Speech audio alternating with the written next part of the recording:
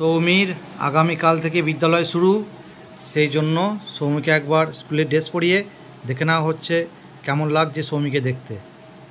বাহ, খুব সুন্দর লাগছে তো সৌমিকে। তোমার স্কুলের নাম কি? তোমার স্কুলে যেতে ভালো লাগছে তো?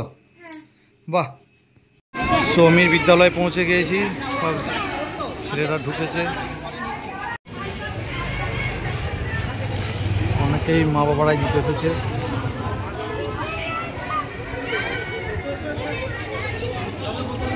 ছেলেরা ঢুকে যাচ্ছে, অভিভাবকরা বাইরেই থাকছে এবং যে টিচার্সরা আছে তারা ছাত্রদের নিয়ে নির্দিষ্ট ঘরে বসিয়ে দিচ্ছে। অনেকেই কান্নাকাটি করছে।